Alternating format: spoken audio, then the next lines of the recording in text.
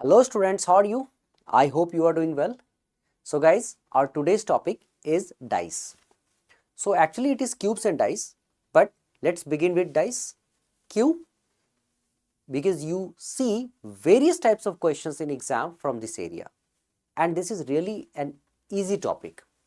एक बार अगर आपको समझ आ जाएगा ना तो ये फिगर आपको दूर से देखने में बहुत डिफिकल्ट लगता है, लेकिन जब समझ आ जाता है ना ये बहुत इजी होते हैं। इसीलिए लेट्स अंडरस्टैंड द टॉपिक और देखना मजा कैसे आएगा क्वेश्चन को टैकल करने में, है ना। तो यहाँ पे डाइस में दो तरह की चीजों को हम डिस्कस करेंगे। एक तो कि जो पोजीशन जो डाइस के चेंज होते हैं ना उससे कैसे हम ऑब्जर्व उसे हम कैसे ऑब्जर्व करें, और दूसरा ओपनिंग ऑफ डाइस।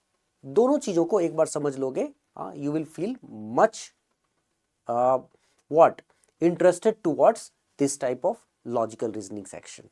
ठीक है बच्चे, आइए करते हैं।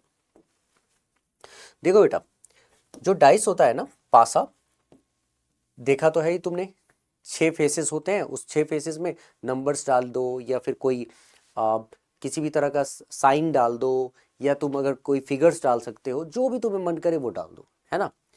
अब इंपॉर्टेंट ये है कि इस तरह के डाइस में दो ही पार्ट आपको समझना है। मतलब यहाँ पे मैं आपको दो ही चीजें बताऊंगा, ज्यादा कुछ नहीं बताऊंगा। तो होता ये है कि अगर डाइस को जानना चाहते हो ना कितने तरह के डाइस होते हैं, सबसे पहले डाइस जो पासा है वो कितने तरह के होते हैं। तो डाइस दो तरह के होते हैं बेटा। There are 2 types of dice.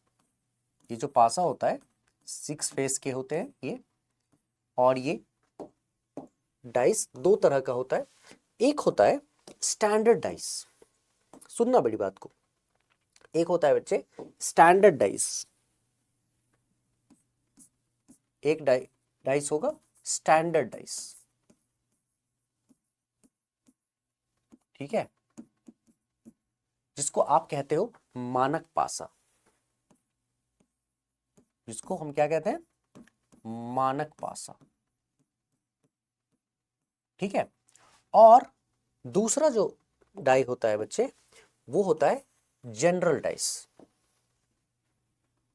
Second वाला जो होता है वो होता है जनरल डाइस।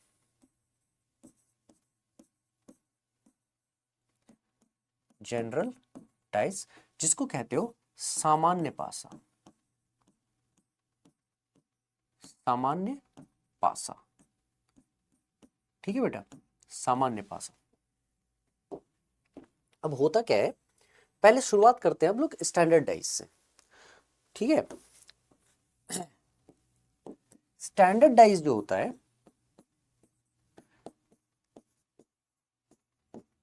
स्टैंडर्ड डाइस जो होता है बच्चे वो जिसको तुम कहते हो मानक पासा, ये क्या होता है, जब किसी पासा के विपरीत अपोजिट फेसेस पे जो नंबर्स होंगे अपियर होंगे उनका सम 7 हो जाए। मतलब जब किसी डाई के ऑपोजिट फेसेस पे जो नंबर्स अपियर होंगे अगर उसका सम 7 हो जाए तो इस तरह के डाई को हम कहते हैं स्टैंडर्ड डाई। इस तरह के पासा को हम स्टैंडर्ड मतलब मानक पासा कहते हैं, ठीक है। तो इंपॉर्टेंट क्या है यहाँ पे, इसको सीखने के लिए कुछ खास करने की जरूरत नहीं है, बस देख के समझ में आ जाएगा। जैसे मान लो कि मैं ऐसे ही लिख के दिखाता हूं, ठीक है।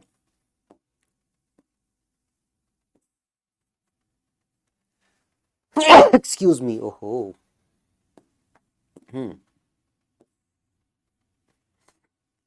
ठीक है। देखो बेटा, मान लो ये डाई है, थोड़ा सा और नैरो कर सकते थे, चलो कोई नहीं। तो अगर मैं यहाँ पे लिखता हूँ 2, यहाँ पे लिखता हूँ 3 और यहाँ पे लिखता हूँ 1, ठीक।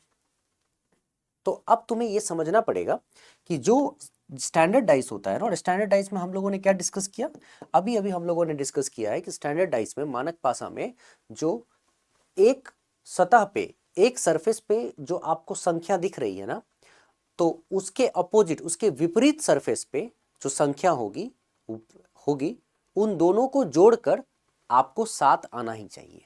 ठीक है, वो स्टैंडर्ड डाइस कहलाता है।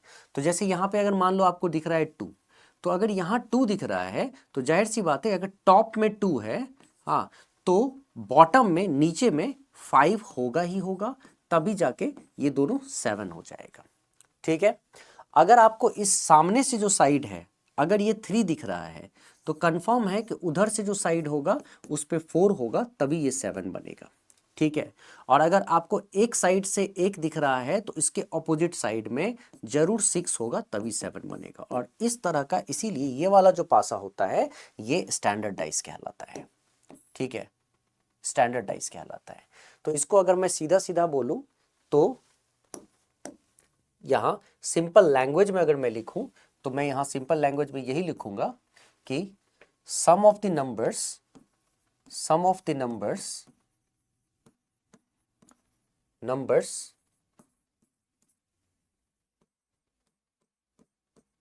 appearing sum of the numbers appearing on opposite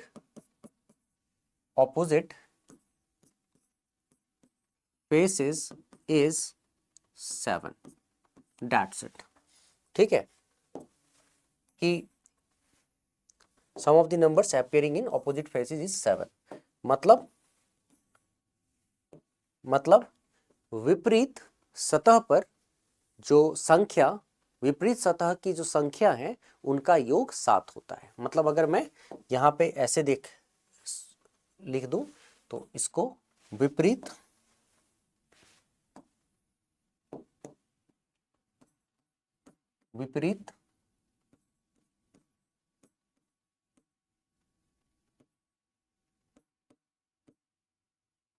सतह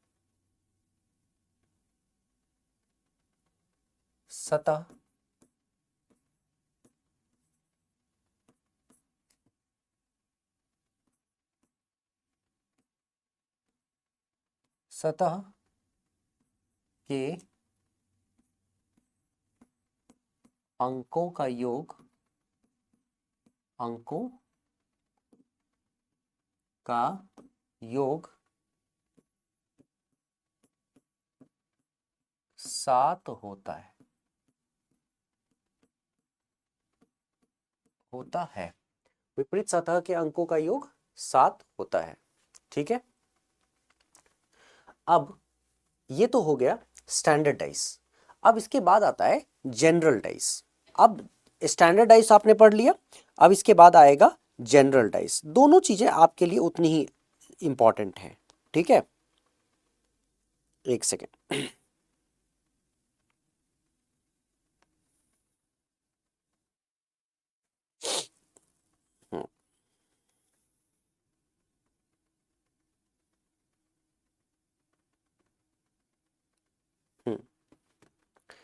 देखो बेटा, तो ये स्टैंडर्डाइज समझ में आ गया, मानक पासा। अब जनरल डाइस में क्या होता है, जनरल डाइस में 2 रूल होते हैं बच्चे। जब हम यहाँ पे आगे बढ़ेंगे ना, तो अब आएगा हमारे पास दूसरा जो होता है जनरल डाइस। इसमें ऐसा कोई डेफिनेशन से आपको पता करना नहीं होता है। ठीक है, जनरल डाइस में इसमें 2 रूल्स होते हैं, इसी 2 रूल्स पे ये सारी चीजें चलती है। ठीक है, हमें इसी 2 रूल्स पे फोकस करना है कि कौन कौन सा 2 रूल होता है। जैसे रूल नंबर 1, पहला रूल पे हम पहले बात करेंगे। रूल नंबर 1 क्या रूल कहता है? पहला रूल कहता है when numbers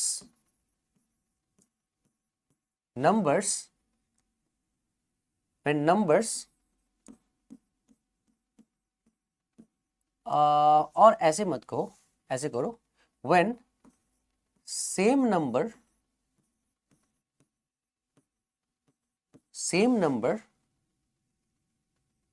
appear,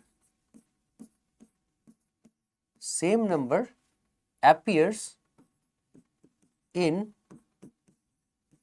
two positions of same die,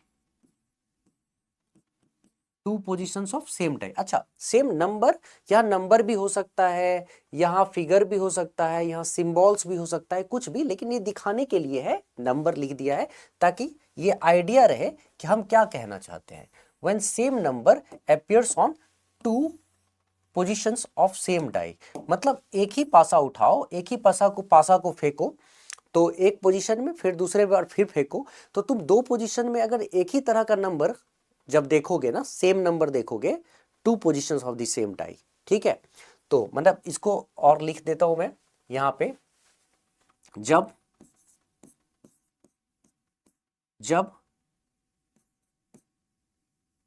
पासे के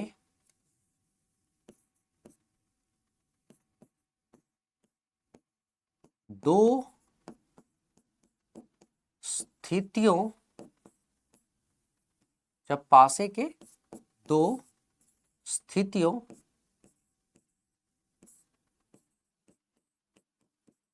में समान, दो स्थितियों में समान संख्या दिखे तो क्या करते हैं, समान संख्या दिखे तो हम क्या करेंगे, ऐसी स्थिति में हम क्या करेंगे। तो ऐसी स्थिति में क्या होता है, देखो सबसे पहला काम, पहले तो मैं पासा बना दूं, ठीक है, और दोनों स्थिति को देख लेते हैं। एक तो ये पासा,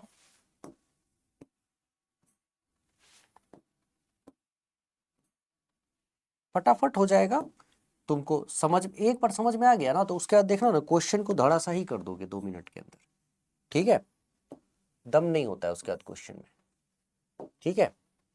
एक तो ये पासा के दो पोजीशंस को पहले पकड़ लो, ठीक है। सेम पासा है, उसके दो पोजीशंस दो पोजीशन को देख लो, ठीक है। और दोनों पोजीशन में एक ही तरह का नंबर अगर हम लोग उठाते हैं,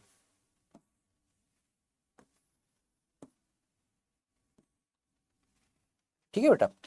जैसे मान लो अब इसमें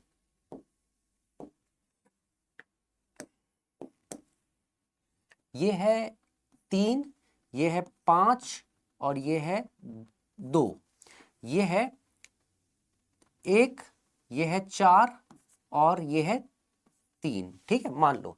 तो तुमने एक चीज नोटिस किया, तुमने देखा कि यहाँ पे 2 5 3 और यहाँ पे 1 4 3, मतलब 3 एक ऐसी संख्या है, 3 is the number which can be seen in two different positions of the same die. मतलब ये दोनों जो पासा है वो सेम है, लेकिन इसके दो डिफरेंट पोजीशंस में एक ऐसा नंबर है जो दोनों बार दिख रहा है।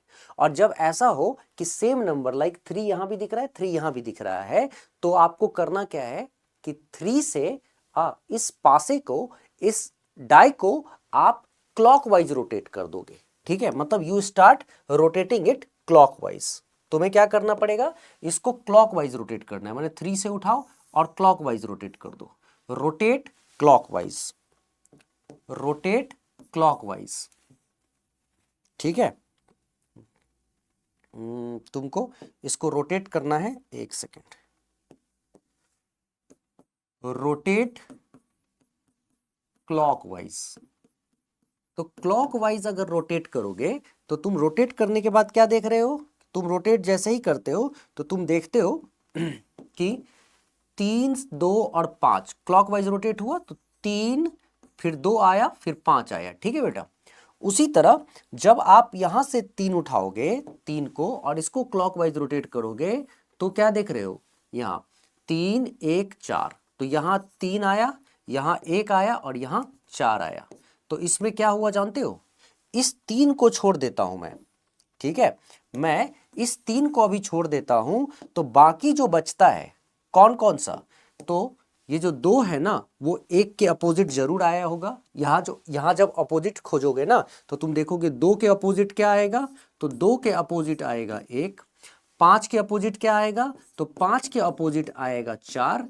तो जाहिर सी बात है 2 के अपोजिट 1, 5 के अपोजिट 4, तो 3 के अपोजिट जो बच गया वो क्या होगा, वो होगा 6। ये बस तुमको ध्यान रखना है, ठीक है। तुम्हें ये देखना है, ये पूरा अच्छे से समझ जाओ कि रूल क्या कहता है। रूल के तहत अगर चलोगे ना तो चीजें तुम्हारे लिए बहुत आसान हो जाएंगी। पहला रूल क्या कहता है, when same number appears in 2 positions of the same die, जब पासे के 2 स्थितियों में समान, ठीक है, समान संख्या दिखे, तो ऐसे स्थिति में आपको क्या करना है, जो समान संख्या है ना उसको रोटेट करना है क्लॉकवाइज। आप क्लॉकवाइज रोटेट करिए संख्या को, और जब क्लॉकवाइज संख्या को रोटेट कर दोगे 3 2 5 क्लॉकवाइज, और इसी तरह 3 1 4 क्लॉकवाइज, तो 3 को हटा दो तो बाकी जो 2 और 1 है ना वो एक दूसरे के सामने होगा, और 5 और 4 है वो एक दूसरे के सामने होगा, तो जो बचा है 3 वो 6 के सामने होगा। ये हो गया रूल नंबर 1, ठीक है। अब चलते हैं रूल नंबर 2 पे। रूल नंबर 2 क्या कहता है, रूल नंबर 2 क्या कहता है, देखो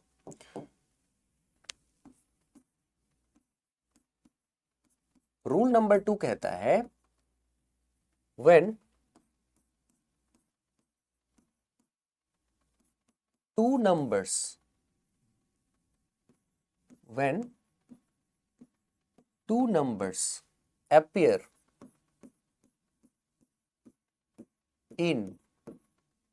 numbers appear in two positions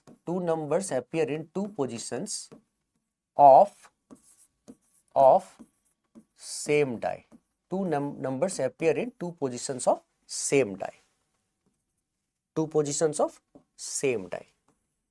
Two numbers appear on two positions of same die. ठीक है बेटा, मतलब इसको अगर लिखें तो जब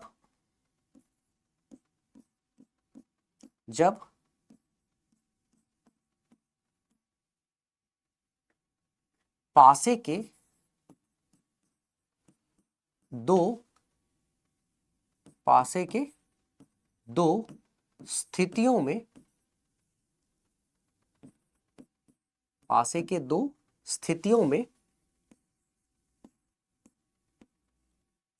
दो संख्याएं उभर कर आए, ठीक है, या दो संख्याएं दिखे,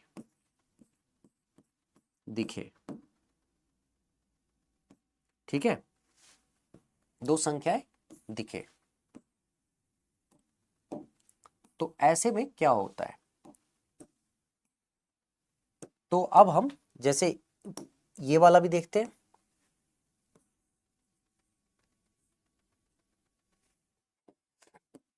देखो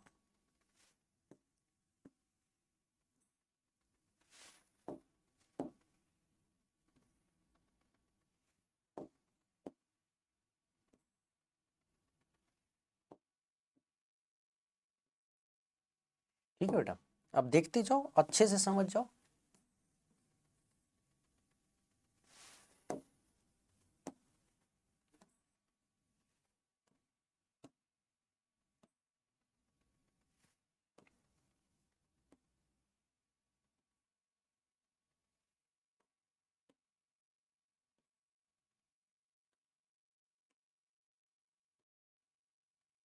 ठीक है, अब जैसे मान लो कि मैंने यहां पे रख दिया 1 5 2 और यहां पे रख दिया 3 2 5, ठीक है। अब तुमने क्या देखा, 2 और 5 इस पासे की स्थिति में भी है और 2 और 5 इस पासे की स्थिति में भी है, लेकिन एक ही ऐसा नंबर है जो, मतलब दो ऐसे नंबर है जो एक एक बार दिख रहे हैं दोनों पासे के दोनों स्थिति में, मीन्स दोनों पोजीशन में, जो डाइस के इस डाई के जो दोनों पोजीशंस हैं उसमें एक ही ऐसा नंबर है जो रिपीट नहीं हो रहा है, वो है 1 और 3, ठीक है। दो पोजीशंस में दो डिफरेंट नंबर्स यहाँ पे दिख रहे होंगे। So if we can see two different numbers in two different positions of the same die, तो इसमें क्या होता है, so we can't say anything about 2, we can't say anything about 5, that means we can't say that which number is actually opposite to 2, which number is actually opposite to 5, but it is confirmed that 1 is opposite to 3. It is confirmed that 1 is opposite to 3. This is confirmed that 1 is opposite to 3. Understood? So 1 is opposite to 3. Fine. So 1 is opposite to 3 is confirmed. But if someone is asking you कि बताओ 2 is opposite to, तो we have no idea. 2 might be opposite to 6, 2 might be opposite to 4, 5 might be opposite to 6, 5 might be opposite to 4. कुछ भी हो सकता है, हमें नहीं पता.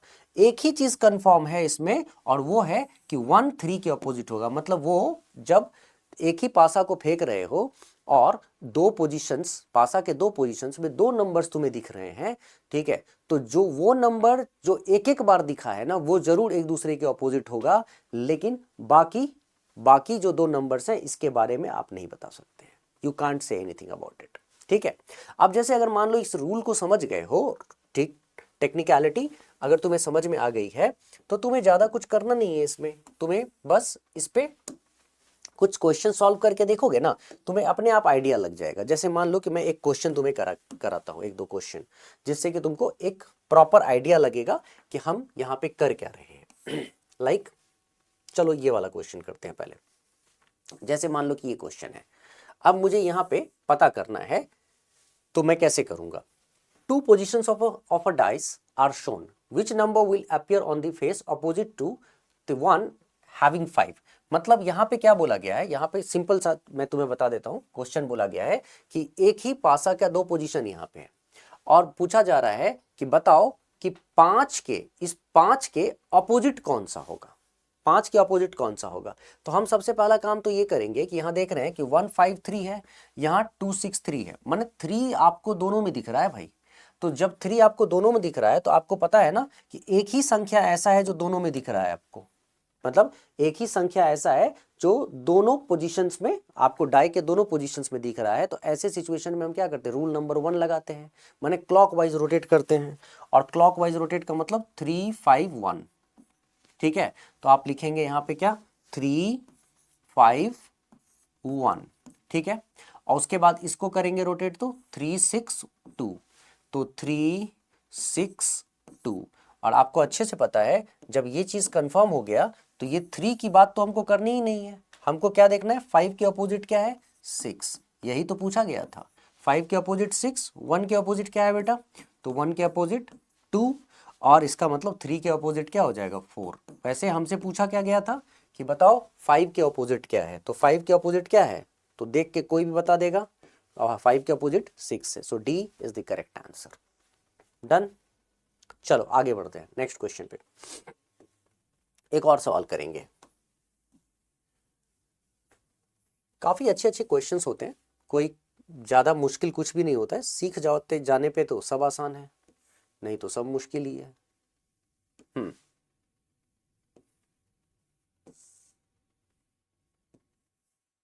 चलो इसको देखो. 4 पोजीशन दिया हुआ है. क्या 4 पोजीशन की जरूरत पड़ेगी भी, एक बार समझ लेते हैं. 4 positions of the same dice have been shown. Select the alternative which provides correct answer to the question. अब आपको 2 पोजीशन दे, 3 पोजीशन दे, 4 पोजीशन दे, क्या फर्क पड़ता है. देखो बस इतना कि क्या पूछा जा रहा है. नंबर्स ही है ना चारों में. तो पूछा जा रहा है which number would be opposite to 3. तो 3 के अपोजिट कौन सा नंबर है. तो एक चीज मैं तुम्हें बहुत क्लियरली बता देता हूं, इसमें उलझने की जरूरत नहीं है. तुमसे पूछा जो जा रहा है ना, उस पे फोकस करना है तुम्हें. ठीक है. तुमसे पूछा जा रहा है कि 3 के अपोजिट कौन सा है. तो जब भी ऐसा तुमसे पूछा जाए ना इस तरह का क्वेश्चन कि 3 के अपोजिट कौन सा है, तो तुम क्या करोगे पता है. तुम जो फर्स्ट एंड फॉरमोस्ट थिंग जिस पे तुम्हें नजर डालना है, तुम्हें देखना है कि चारों पोजीशन में कोई 2 पोजीशन ऐसा है जिसमें एक ही नंबर कॉमन दिख रहा है. ये इस पे फोकस करो. 2 नंबर कॉमन दिख रहा है तो क्या होगा, हो सकता है एक का पता चले, फिर हमें दूसरे केस को भी उठाना पड़े. तो ऐसा करने से बेटर है बस ये चारों में अच्छे से निगाह डाल के देखो, कोई ऐसा 2 पोजीशन है, कोई भी चाहे ये दोनों हो जाए, चाहे ये दोनों हो जाए, चाहे ये और ये हो जाए, चाहे ये और ये हो जाए, कोई भी हो जाए, लेकिन जिसमें केवल एक ही नंबर दोनों में दिख रहा हो, दोनों पोजीशन में दिख रहा हो। अगर ये मिल गया तो तुम्हारा काम हो गया खत्म। तो जैसे मैं यहाँ पे देख पा रहा हूँ 5 4 3, यहाँ पे 1 6 4, इसमें तो कुछ है ही नहीं कॉमन। हाँ ये सॉरी 5 4 3, इसमें 1 6 4। तो यहाँ पे हम क्या देख रहे हैं, 4 और 4, पहला और दूसरा पोजीशन उठाओगे ना तो 4 और 4 तुमको दिख रहा है, तो इसका मतलब एक ऐसा नंबर है जो कॉमन है। और जब एक ऐसा नंबर है कॉमन है दोनों में, तो बस उठाओ 4 को और कर दो इसका क्लॉकवाइज मूवमेंट।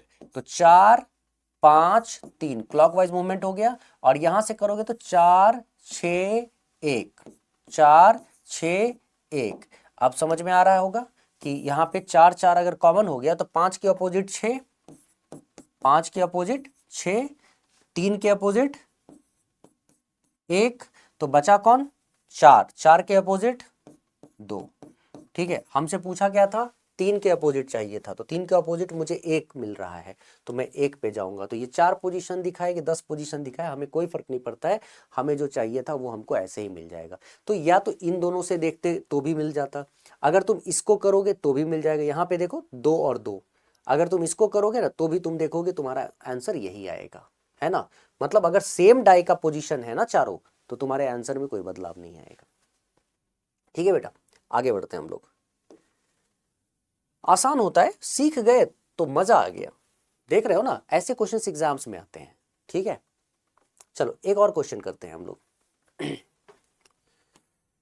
चलो चलो चलो चलो चलो, जैसे एक इस तरह का भी क्वेश्चन उठा लो। चलो ये वाला मान लो दिखाया जा रहा है।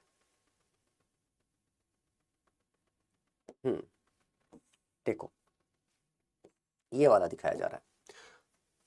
Two positions of a dice are shown below, then for as the top numbers will be at the bottom, then for as the top what number will be at the bottom। ठीक है, कोई दिक्कत नहीं है। कहा जा रहा है कि टॉप पे जो है तो बॉटम पे क्या होगा। When 4 as the top, कि टॉप पे अगर 4 होगा तो बॉटम पे क्या होगा। ये 4 होना चाहिए, 4 FOUR होना चाहिए। ठीक है, when 4 is at the top ऐसे होना चाहिए, 4 is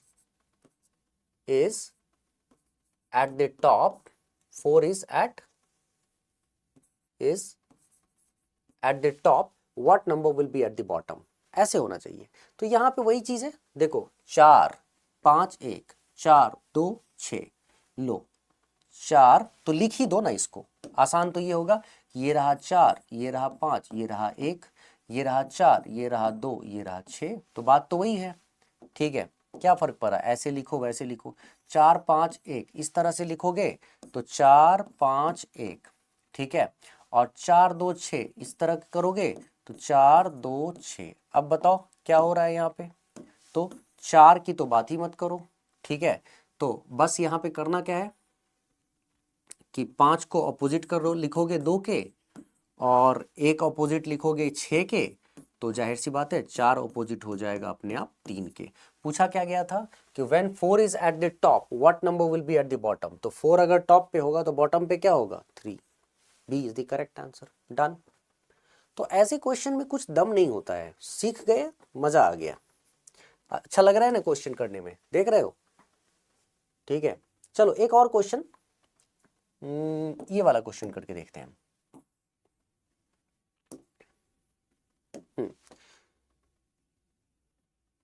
देखो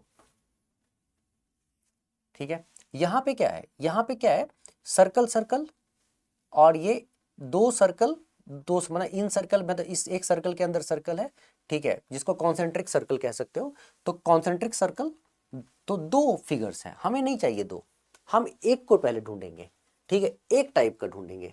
तो हम यहाँ पे जो एक टाइप का ढूंढ रहे हैं, तो मैं यहाँ जो देख पा रहा हूं, अगर मैं इस फिगर को, मतलब वैसे तो मैं बहुत जगहों पे देख सकता हूं, लेकिन मैं पहले फिगर को और लास्ट फिगर को जरा देख रहा हूं ना, तो मैं बस क्या देख रहा हूं कि यहाँ कॉन्सेंट्रिक सर्कल है। मैं पहले और लास्ट फिगर में जब देख रहा हूँ ना बेटा, तो मुझे यहाँ दिख रहा है कॉन्सेंट्रिक सर्कल और यहाँ भी एक कॉन्सेंट्रिक सर्कल दिख रहा है, बाकी ये सर्कल है। और अच्छा एक वेट करो, ओके सेम टाइप का फिगर है तो फिर तो हम लोगों का डबल ही हो गया। ओके रुक जाओ,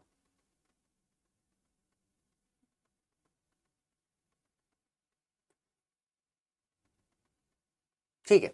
अब तो इसका मतलब ये हुआ कि यहाँ पे ये और ये दो जैसे है, यहाँ भी ये दो हैं तो काम नहीं करेगा। मतलब आप पहले और चौथे को नहीं ले सकते हैं। मैं तो सोच रहा था ये कुछ और देख रहा था, नहीं ले सकते हैं आप। पहले और दूसरे को भी नहीं ले सकते हैं, माने ले सकते हो लेकिन वही है ना, तुम्हें रूल नंबर 2 लगाना पड़ेगा।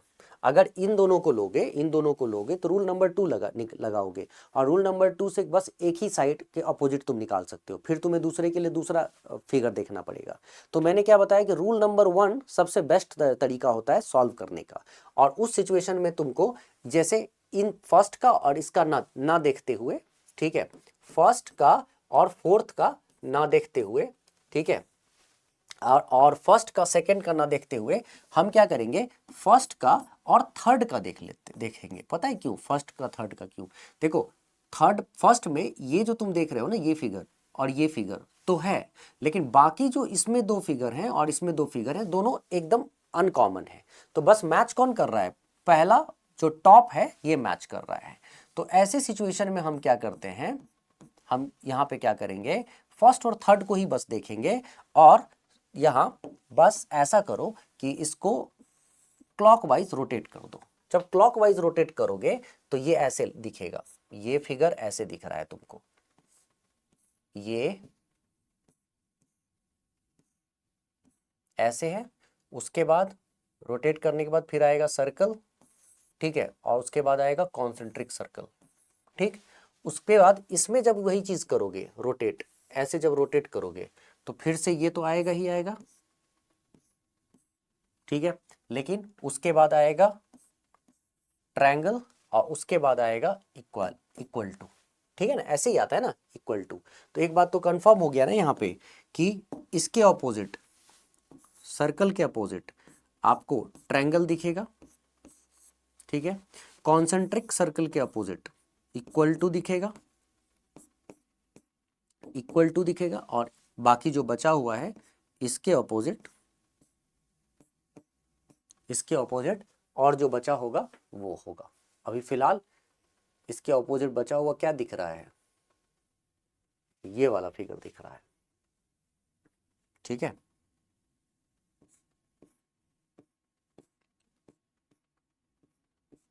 और ये सब ऐसे चारों तरफ से ब्लैक होगा, ठीक है। मान लो ये दिख रहा है, हमें क्या फर्क पड़ता है, हमसे तो बस पूछा गया कि इक्वल टू के सिंबल के ऑपोजिट क्या है, तो इक्वल टू सिंबल के ऑपोजिट है concentric circle. So C is the correct answer, done, ठीक है बच्चे, आगे बढ़े, चलो।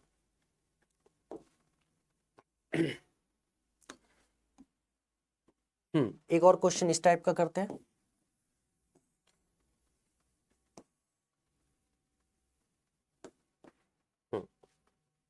देखो बेटा,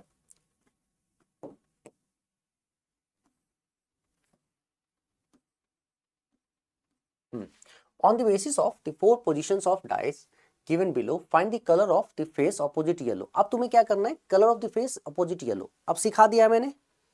अब तुम वो दो डाई को ढूंढो जिसमें तुम्हें एक केवल दो पोजीशंस हो लेकिन एक ही तरह का कलर खाली कॉमन दिख रहा हो। अब जैसे मान लो कि इन दोनों को देखना हो, येलो ब्लू ग्रीन, और यहाँ ग्रीन ब्लू इंडिगो, तो ब्लू और ग्रीन है तो पहला और दूसरा छोड़ दो।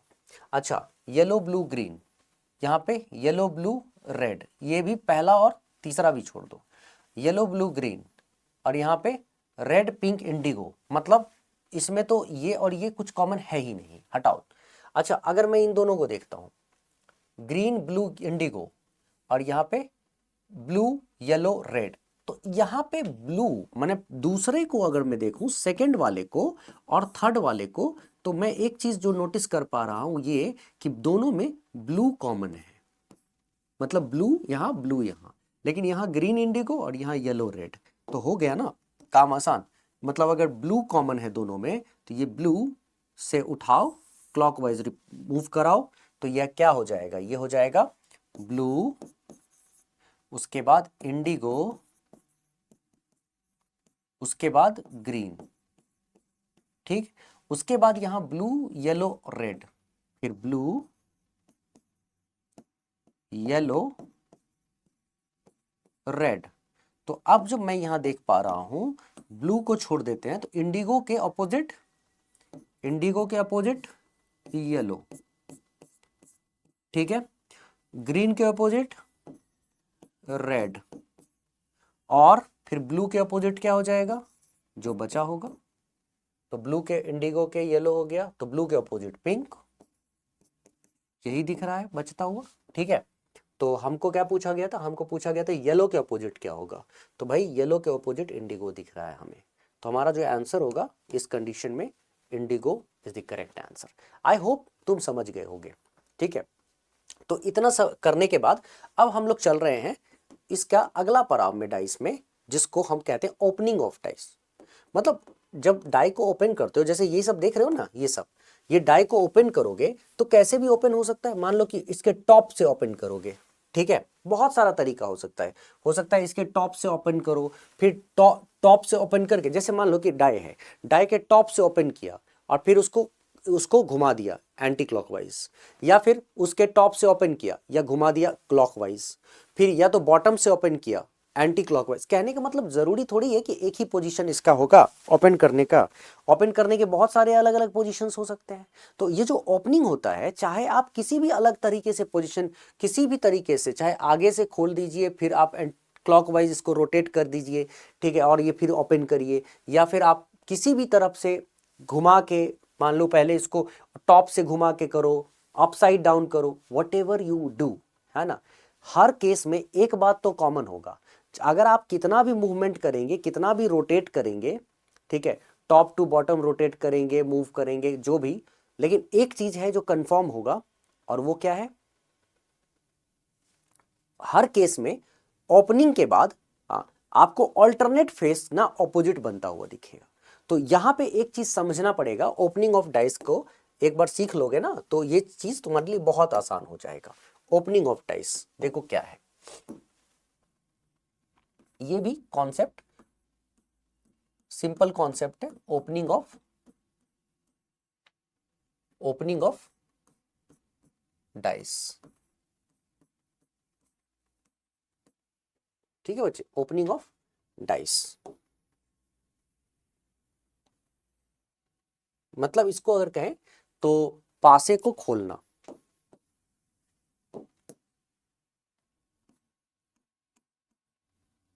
पासा को खोलना,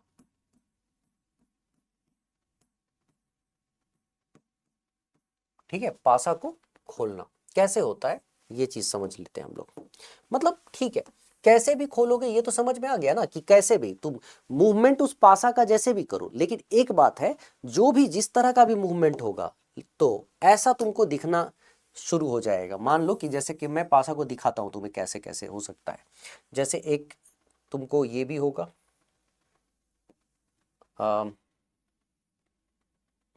1 2 3 4, ठीक है, और उसके बाद ये ओ,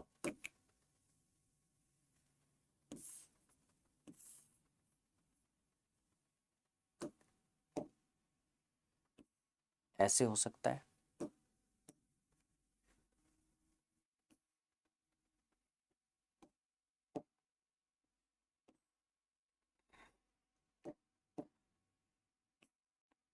ठीक है, मान लो ऐसे खुला हुआ है, या फिर अगर ऐसा नहीं है, या तो ऐसा हो,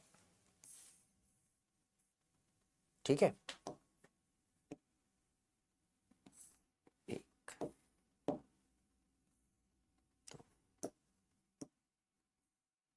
अच्छा,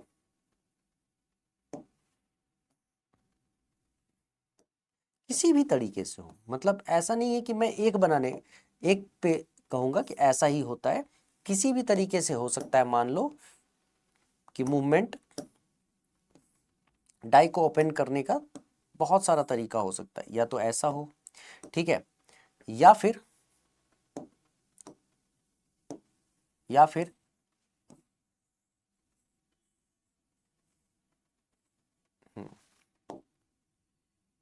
या तो ऐसा हो,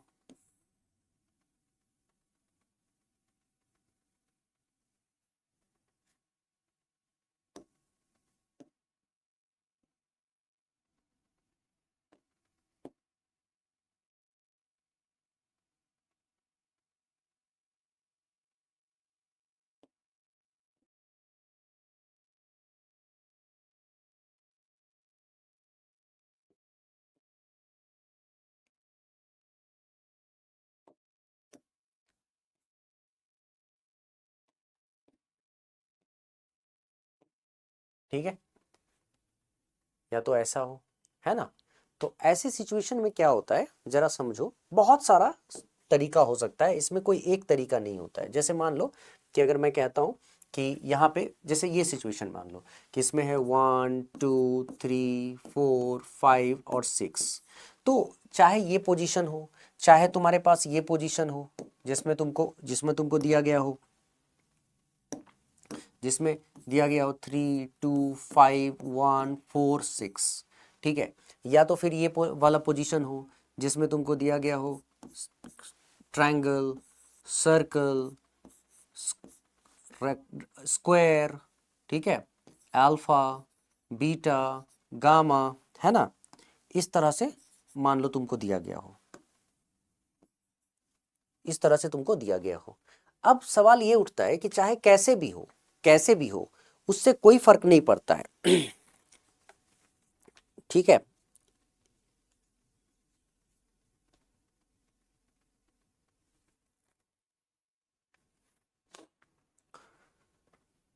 ठीक है, इस चाहे कैसा भी हो उससे कोई फर्क नहीं पड़ता है। एक बात तय है कि इसका मूवमेंट जो हुआ होगा ना, चाहे मैंने बता दिया ना, एंटी क्लॉकवाइज मूव करके तुम खोल रहे हो, क्लॉकवाइज मूव करके खोल रहे हो, मतलब जो भी कर रहे हो फर्क उससे नहीं पड़ता है। इस केस में हमेशा याद रखना कि ऑल्टरनेट फेस ऑपोजिट फेस होगा ही होगा। जैसे मान लो कि तुमसे पूछा जाएगा ऑल्टरनेट फेस क्या ऑपोजिट फेस कैसे होगा, तो जैसे ये 1 है ना बेटा, ये 1 हो जाएगा 5 के ऑपोजिट, मतलब 1 आपको दिखेगा 5 के ऑपोजिट, हमेशा याद रखना 1 हो जाएगा 5 के ऑपोजिट, ठीक है। 3 हो जाएगा 6 के ऑपोजिट, 3 हो जाएगा 6 के opposite, 3 will be opposite to 6। अच्छा, और बचा क्या 2 और 4, तो 2 और 4 ऑपोजिट हो जाएगा, तो 2 हो जाएगा 4 के ऑपोजिट। और ऐसा इसी में नहीं सब में चलेगा। जैसे अगर तुम इसकी भी बात करोगे तो 2 हो जाएगा 1 के ऑपोजिट, ठीक है, 5 हो जाएगा 4 के ऑपोजिट, ठीक है, और 3 हो जाएगा 6 के ऑपोजिट, ठीक। उसी तरह जब हम यहां पे बात करेंगे तो ये ट्रायंगल है ना, ये ट्रायंगल हो जाएगा सर्कल को, ट्रायंगल हो जाएगा यहां पे स्क्वायर के अपोजिट, ठीक। सर्कल हो जाएगा,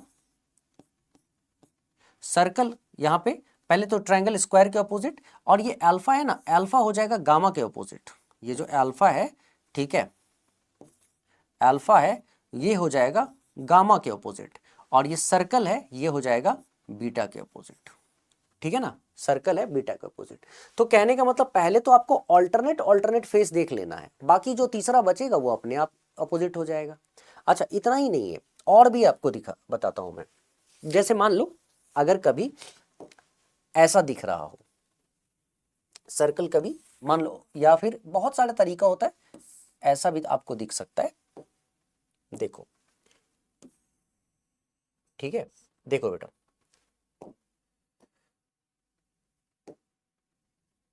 जैसे मान लो कि ये भी दिख सकता है तुम्हें,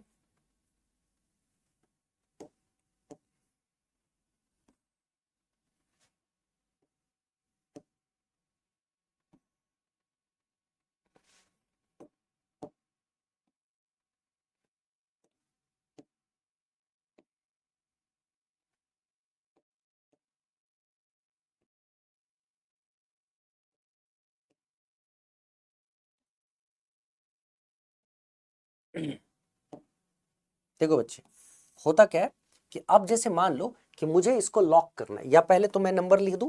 जैसे मान लो कि मैंने यहां लिखा 1 2 3 4 5, ठीक है। और 1 2 3 4 5, और इस पे मैंने लिख दिया प्लस माइनस मल्टीप्लाई और डिवाइड, ठीक है। मान लो ऐसे। अब क्या है कि अगर मुझे इसको पूरी तरह से मतलब मोड़ना होगा ना, मोड़ना होगा, तो ये कैसा दिखेगा ये देखो। तो जब इसको तुम ये ओपन डाइस है ना, ओपन है ना, अगर ये ओपन है और अगर मुझे इसको फिर से क्लोज करना पड़ेगा तो इसके ऑपोजिट फेसेस कैसे दिखेंगे। तो इसके ऑपोजिट फेस में 1 आपका किसके ऑपोजिट होगा, 1 आपको पता है कि 1 होगा 5 के ऑपोजिट, बिल्कुल सही है। अच्छा 2 किसके ऑपोजिट होगा, ऑब्वियस सी बात है 2 हो जाएगा 4 के ऑपोजिट। हाँ, तो 1 5 के ऑपोजिट होगा, 2 4 के ऑपोजिट होगा। अब बचता कौन है, 3। अच्छा 3 किसके ऑपोजिट होगा, तो 3 ऑपोजिट होगा किसके, जरा सोच के देखो। 3 होगा ऑपोजिट, लेकिन किसके। तो इस कंडीशन में थोड़ा सा आपको ध्यान से देखना पड़ेगा कि 3 एक ऐसे फिगर के ऑपोजिट होगा। देखो क्या होता है कि जब इसको तुम ब्लॉक करोगे, तुम सोच के देखो, तुम सोच के देखो क्या हो रहा है कि जब तुम इसको ब्लॉक करोगे, है ना, तो ये वाला जो पार्ट है, ये वाला पार्ट ये बॉटम में चला गया, ठीक। अब ये वाला जो पार्ट है ये ब्लॉक होके ऐसे आ गया, इसको ब्लॉक करके ऐसे आ जाएगा। मतलब एक देखो बॉटम में है, एक इधर से ब्लॉक करके आया, एक इधर से ब्लॉक करके आया ऐसे, फिर सामने से ब्लॉक करके आया, सामने से ब्लॉक करके आया, तो 4 तो हो गया ना, 1 2, ठीक है। फिर ये 3 और 4, फिर बॉटम में है, ठीक, यहां तक। तो ये बॉटम नीचे चला गया, ये एक इधर से ब्लॉक करेगा, दूसरा उधर से ब्लॉक करेगा, तीसरा इधर से ब्लॉक करेगा, चौथा उधर से, और ये, ठीक है, ये जो देख रहे हो ना, ये ऊपर की तरफ जाएगा, ये ऊपर की तरफ जाएगा, ये ऊपर की तरफ जाएगा, ये ऊपर की तरफ जाएगा। तो सबसे टॉप पे सब एक दूसरे को क्या करेंगे, यहां पे जैसे हैंड कर्चीफ वगैरह सब करते हो ना, हाँ, मतलब रैप करते हो, कैसे करते हो, ऐसे। और तो उसी तरह ये लॉक होगा, हैंड कर्चीफ करते हो ना ऐसे, 1 2, उधर से 3, इधर से 4, उसी तरह इस सबको भी लॉक करोगे। ये जब ऊपर जाएगा ये ऐसे बनेगा ऐसे, तो सबसे ऊपर जो ये रह गया ना, तो वो ऊपर जाके लॉक हो जाएगा उधर से, ये इधर से लॉक होगा, वो उधर से लॉक होगा, ये इधर से लॉक होगा। तो ये किस तरह का फिगर दिखाएगा लॉक होने के बाद, तो लॉक होने के बाद कुछ तो तुमको इस तरह से दिखाएगा, देखो ऐसा दिखाएगा, ये ऐसा दिखाएगा, ऐसा दिखाएगा। और ऐसे में क्या हुआ, देखो ऊपर से जो आया, ठीक है, प्लस के साथ यहां लॉक किया इसने, तो यहां पे प्लस के साथ लॉक किया, तो प्लस तुमको यहां पे दिखेगा। ये इधर से आया माइनस के साथ, इधर से माइनस के साथ ऊपर में आके लॉक करेगा, यहां दिखेगा। उधर से डिवीजन के साथ इधर आके लॉक करेगा, तो डिवीजन का साइन तुमको यहां दिख रहा है। और इसके साथ ऊपर में लॉक होगा तो यहां पे दिखेगा। तो 3 अगर बॉटम में होगा तो ये वाला तुमको फेस दिखेगा किस पे, टॉप पे, ठीक है ना बच्चे, टॉप पे, टॉप पे। अच्छा इतना ही नहीं है, अब जैसे मान लो एक और फिगर में तुम्हें दिखाता हूं, बहुत सारा तरीका होता है, एक और फिगर दिखाता हूं, आओ जरा देखते हैं। जैसे मान लो कि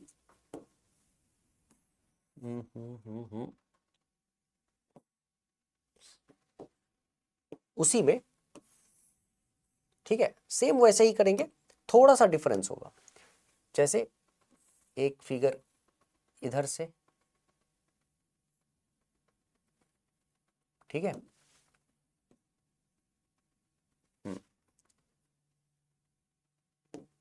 एक फिगर इधर से यहां पे,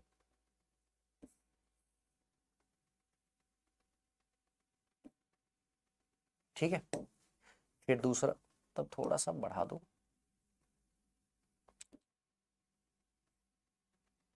ठीक है, तीसरा फिगर इधर से,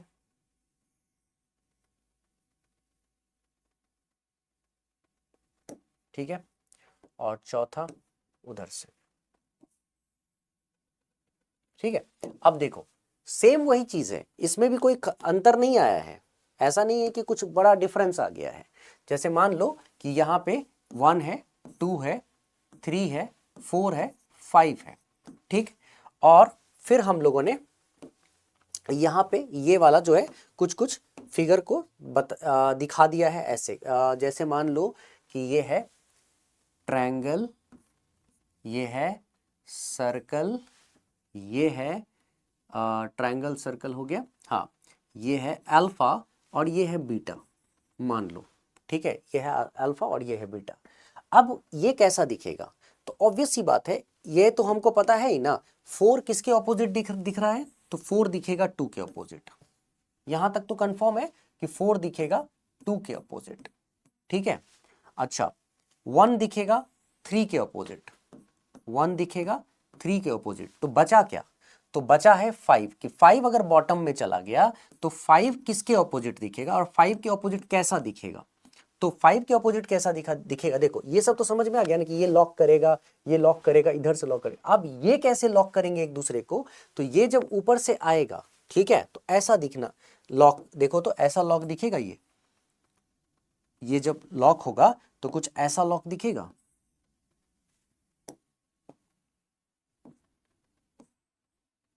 देखो तो ऐसा लॉक दिखेगा। ये ऊपर से आएगा यहां, तो यहां लॉक करेगा, ये इधर से आएगा तो यहां लॉक करेगा, लॉक करेगा, ठीक है। ये इधर से ऊपर जाएगा तो ये ऊपर, माने ये वाला ऊपर ऊपर गया तो इधर लॉक किया, और ये इधर से आया तो अपने पार्ट को इधर लॉक किया। मतलब ये जो सर्कल वाला है पार्ट, ठीक है, सर्कल वाला ये यहां, ठीक है, वैसे ऐसे दिखाता हूं, सर्कल वाला पार्ट यहां, ट्रायंगल वाला पार्ट यहां, अल्फा वाला पार्ट यहां, और बीटा वाला पार्ट यहां, ऐसा दिखेगा, ठीक है। और वो किसके ऑपोजिट होगा? तो बॉटम में अगर 5 है तो 5 के ऑपोजिट होगा ये, ठीक है। तो मुझे लगता है कि तुम अच्छे से समझ गए होगे टॉपिक को, कि में क्लैरिटी आ गई होगी। अब अगर मैं एक दो क्वेश्चन इस पे करा दूं तो बस तुम्हें सब समझ में आ जाएगा। आओ जरा मैं तुम्हें क्वेश्चन करा के समझाता हूं। जैसे एक क्वेश्चन मैं पहले ऐसे ही तुम्हें समझा देता हूं, उसके बाद कुछ और भी देख सकते हैं। देखो बेटा, जैसे मान लो कि एक सिंपल सा ही बेसिक वही वाला क्वेश्चन उठा लेता हूं मैं, कि जैसे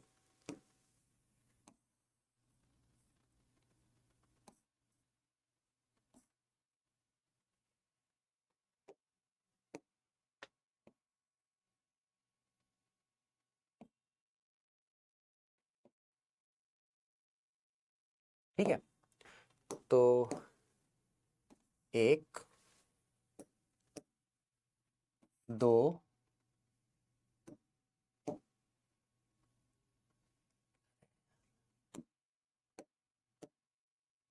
3, अच्छा एक यहाँ पे रख दो, 3 4, ठीक है। तो जैसे मान लो कि मैं इसमें कहता हूं कि ये है 2 3 1 5 6 और 4, ठीक है। इस तरह से ये ऑलरेडी ओपन डाई है, ये तुमको खुला हुआ डाई दे दिया गया है। अब मैं क्या करूंगा, 4 ऐसे ही डाई बनाऊंगा, ये खुला हुआ है, ओपन है, तो 4 ऐसे ही ऑप्शन तैयार करूंगा डाई का, और तुम्हें बताना है कि कौन सा डाई खोला जा सकता है ऐसे ही, ठीक है। इस तरह से कौन से डाई को खोला जा सकता है। चलो पहले तो मैं चारों बना दूं।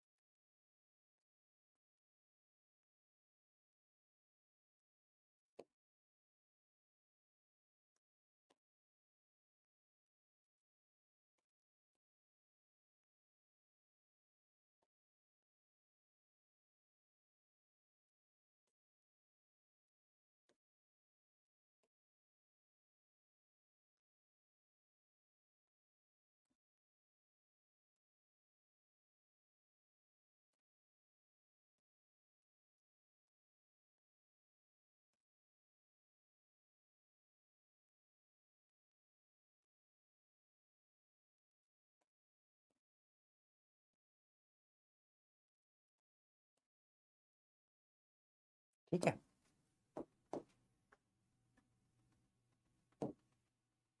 ए B C and D.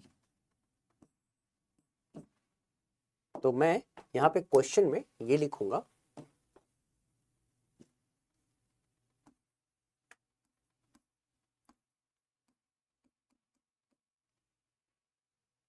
which die can be which die can be opened, which die can be opened as given below। पता है इसमें तुमको बस इतना बताना है कि कौन सा इनमें से कौन सा डाई ऐसा है जो नीचे जो दिया गया है ना उसके जैसे खोला जा सकता है। अब मैं तुमको वहां पे नंबर्स लिख देता हूं, बिना नंबर के तो तुम नहीं बता पाओगे, तो नंबर अभी मैं लिख देता हूं। मैंने क्वेश्चन समझ में आ गया कि कौन सा डाई खोला जाएगा ऐसे। तो जैसे मान लो कि मैं नंबर सब दे रहा हूं, लाइक 3 5 4, उसके बाद 1 6 4, जैसे 2 4 1, उसके बाद 2 3 6। अब तुम्हें बताना है इन चारों में से कौन सा ऐसा डाई है जिसको इस तरह से खोला जा सकता है। ठीक है, so that's very simple question, but इसके लिए करोगे क्या? So you have to understand what is happening. So this is the open die. तो पहले तो हम देखेंगे कि इसके ऑल्टरनेट फेसेस कौन कौन से हैं। तो ऑल्टरनेट फेस में क्या होता है, 3 5 के ऑपोजिट होता है बच्चे, 3 इज ऑपोजिट टू 5, 1 6 के ऑपोजिट होता है, ठीक है, और जो बच गया 2 4 के ऑपोजिट होता है।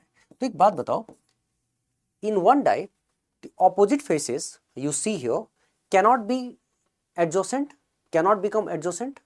मतलब ये कहने का मतलब ये है कि जो फेस ऑपोजिट हो गया वो कभी एडजेसेंट नहीं हो सकता है। मतलब ये कि जैसे ये 5 और 4 मान के चलो, 5 और 4 है, अब ये 5 और 4 एडजेसेंट है, ठीक है। जैसे 5 अगर तुम्हें यहां दिख रहा है, 4 यहां दिख रहा है, तो अब 4 कभी भी 5 के ऑपोजिट नहीं हो सकता है। एडजेसेंट का मतलब अगल बगल, एडजेसेंट का मतलब अगल बगल, और ऑपोजिट का मतलब अगर 5 आगे दिख रहा है तो 4 नहीं दिखता, अगर ऑपोजिट होता तो 4 उस तरफ होता 5 के, ठीक है।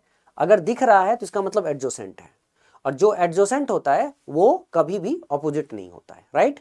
तो यहां पे तुमको 3 के ऑपोजिट 5 होगा, तो अगर 3 दिखेगा तो 5 नहीं, अगर 1 के ऑपोजिट 6 होता है तो 1 दिखेगा तो 6 नहीं, 2 के ऑपोजिट 4 होता है तो 2 दिखेगा तो 4 नहीं। तो उसी स्थिति में अगर हम यहां पे देख रहे हैं कि 3 के ऑपोजिट 5, तो देखो तो क्या 3 और 5 दोनों दिख रहे हैं इसमें? हाँ, तो ये तो हमारा आंसर कभी नहीं हो सकता है, ए कभी भी नहीं हो सकता है, ठीक। अच्छा, यहाँ 1 और 6 दो, 1 के ऑपोजिट 6 है यहाँ पे इस डाई के अकॉर्डिंग, लेकिन यहाँ 1 और 6 दोनों दिख रहे हैं, मतलब दोनों दिख रहे हैं, इसका मतलब एडजेसेंट है, नॉट पॉसिबल, ये डाई कभी नहीं खोला जा सकता है। अच्छा, यहाँ पे 2 एंड 4, अच्छा 2 और 4 यहाँ पे क्या बता रहा है, यहाँ पे बता रहा है 2 4 की ये ऑपोजिट है, और यहाँ दिखा रहा है ये 2 4 एडजेसेंट है, नॉट पॉसिबल। तो एक ही ऑप्शन बचता है डी। तो 2 3 6, 2 के ऑपोजिट 4 है, 4 नहीं दिख रहा है, 3 के ऑपोजिट 5 है, 5 नहीं दिख रहा है, और 1 के ऑपोजिट 6 है तो 1 नहीं दिख रहा है। इसका मतलब this is the correct answer. So this is how we can open die this way, ठीक है। अगर समझ गए हो तो जैसे एक दो क्वेश्चन और कर लेते हैं हम लोग, इसमें अच्छा रहेगा।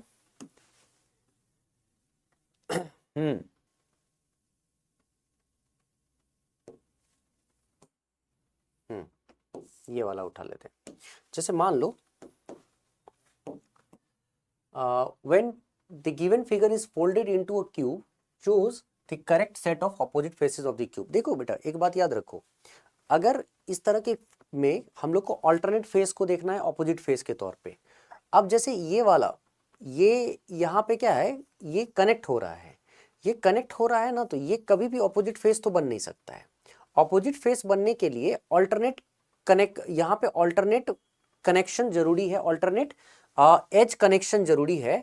तो इसका मतलब ये हुआ कि अगर मैं यहाँ पे देख रहा हूँ ना एफ, एफ के लिए ये वाला एज का तो अल्टरनेट बन ही नहीं सकता है, तो इसके अलावा जो दूसरा होगा ना एफ के लिए, ठीक है, ये एक छोड़ दो और उसके बाद जो दूसरा एज कनेक्ट कर रहा होगा ना इससे, ठीक है, एफ का ऑपोजिट वो बन सकता है जब फोल्ड करेंगे हम लोग।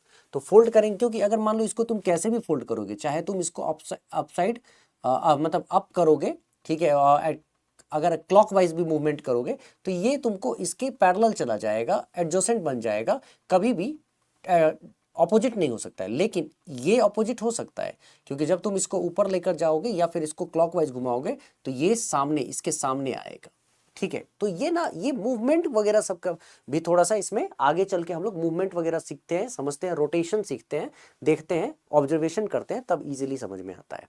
तो यहाँ पे मैं बस इतना बता देता हूँ कि याद रखना, जो डायरेक्ट कनेक्टेड होगा ना ये कॉर्नर, ये तो कभी मत रख, ये जैसे ये दोनों फेसेस नहीं हो सकते हैं, उसी तरह ये कॉर्नर फेसेस नहीं हो सकते हैं। तो बचा क्या, एफ के साथ, एफ के साथ क्या बचा, सी, सी हो जाएगा ऑपोजिट में, ठीक है। अगर सी, उसके बाद अगर ये डी है तो डी में ना ये हो सकता है, ना ये हो सकता है, ना ये हो सकता है, ना ये हो सकता है, तो बचा क्या डी के साथ, तो डी के साथ ए बचा, ठीक है। तो अब क्या तुम्हारे पास बचा क्या, ई, तो ई के साथ कौन हो जाएगा, बी।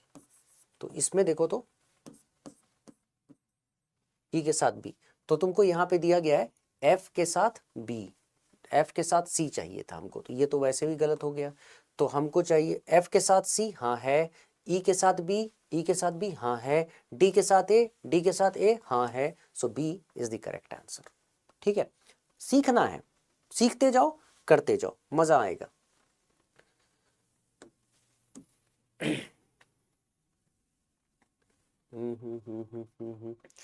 चलो एक और क्वेश्चन उठाते हैं हम लोग, बहुत से क्वेश्चंस हैं, तो लाइक अच्छा चलो एक बार ये वाला क्वेश्चन देखो, ठीक है।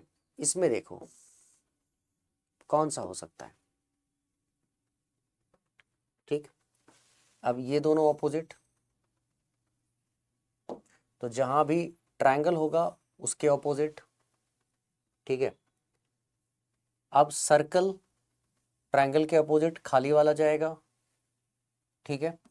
ट्रायंगल के जो अपोजिट है, ट्रायंगल के अपोजिट तो एकदम खाली होना चाहिए ये। अच्छा, सर्कल के अपोजिट ये होना चाहिए, और एक खाली के अपोजिट खाली ही होगा, ठीक है। मतलब इसमें अब एक बात कंफर्म है कि ये और ये दोनों एक साथ एग्जिस्ट नहीं कर सकते, तो पहला तो होने का चांस बिल्कुल खत्म है, ठीक है। उसी तरह ये दोनों भी नहीं हो सकते, खत्म है। अब उसी तरह ये और ये भी नहीं हो सकते, ठीक है, क्योंकि ये दोनों ऑपोजिट फेसेस होंगे। तो जहां जहां भी सर्कल और ये देख रहे हो, क्रॉस देख रहे हो, ये नहीं हो सकते, तो बस एक ही बचता है 4। सो हमारा जो आंसर होगा सी होगा, 4। डन, ठीक है। मुझे लगता है काफ़ी हद तक चीज़ों को सीख गए हो, तो बहुत ज़्यादा कुछ नहीं है करने को इसमें, सीखने के बाद बहुत इजी लगता है ये। अब देखो ये वाला क्वेश्चन समझो, अभी अभी सिखाया था क्या, ये दोनों आपस में सर्कल ऑपोजिट है स्क्वायर के, ठीक है। बाकी इन दोनों का तो है ही, है ना, ये दोनों भी ऑपोजिट ही है, हमें नहीं फर्क पड़ता है इसमें क्या है, ठीक। उसके बाद अगर बॉटम में ये है तो दूसरा हमको क्या होना चाहिए, सामने में, तो सामने में कुछ ऐसा दिखेगा, ऐसा दिखेगा, और इसमें भी एक तो ऐसा दिखेगा जैसे सर्कल, ट्रायंगल के अंदर ट्रायंगल हो, ट्रायंगल हो, है ना। मतलब पहले तो ऐसा हो जाएगा ना कि ट्रायंगल के अंदर ट्रायंगल हो, थोड़ा सा मुझे अच्छे से बनाने दो,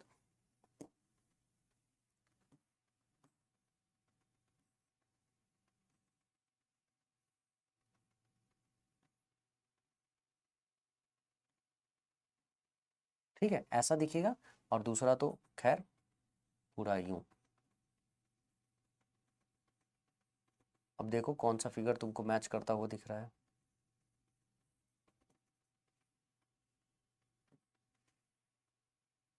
कौन सा फिगर मैच करता हुआ दिख रहा है, देखो। तो अगर सर्कल और रेक्टेंगल, स्क्वायर आजू बाजू दिखे, एडजेसेंट दिखे, तो वो तो हो ही नहीं सकता है, तो सी तो नहीं हो सकता है। ठीक है, नॉट पॉसिबल। उसके बाद ये तो खैर टूटा ही हुआ है, ये नहीं हो सकता है। और ये भी फिगर तुम अगर देखोगे ना, ये तो ये फिगर ही नहीं बन रहा है, मतलब इसको बनना चाहिए था ऐसे। ठीक है, ऐसे बनना चाहिए था, ऐसे। तो ये क्या हो रहा है, ये बीच से बन रहा है, बीच से, ये भी नहीं हो सकता है, बी। तो बचा क्या, एक ही बचता है, ए। ये पॉसिबल हो सकता है। ठीक है, अब तुम कहोगे ये पॉसिबल कैसे हो सकता है, तो इसकी पॉसिबिलिटी हो सकती है। ठीक है, कैसे पॉसिबिलिटी कैसे हो सकती है, अगर उस साइड से, हाँ, ये स्ट्रक्चर हो तो सामने से ये स्ट्रक्चर हो सकता है, इधर से ये स्ट्रक्चर हो तो उस तरफ से ये हो सकता है। तो A is the only correct answer. ठीक है, चलो बेटा, मुझे लगता है काफ़ी क्वेश्चंस हो गए हैं, तो बहुत अच्छे से तुमने समझ लिया है। तो ये टॉपिक बहुत मज़ेदार है, डाइस। मुझे बहुत, डाइस वैसे भी मेरे बहुत करीब है, इंजॉय करता हूँ मैं इस टॉपिक को पढ़ाने में। और इससे भी ज़्यादा मैं इंजॉय करता हूँ क्यूब्स पढ़ाने में, क्यूब्स में और मज़ा आता है। तो जितना करोगे ना उतना अच्छा लगेगा। चलो आज के लिए यहीं रहने देते हैं, थैंक यू सो मच। और अगले सेशन में जब क्यूब्स पढ़ोगे तो इससे भी आगे लेकर जाऊँगा। टेक केयर, सी यू, मिलते हैं क्यूब्स में। और फिर देखना वहाँ क्यूब्स और डाइस एक साथ क्यों कहते हैं, you will get to understand. ठीक है, वैसे हमारे एग्जाम में बहुत ज़्यादा डीपली नहीं पूछा जा रहा है, हाँ, लेकिन इनको कनेक्ट किया जा सकता है। चलो, जय हिंद।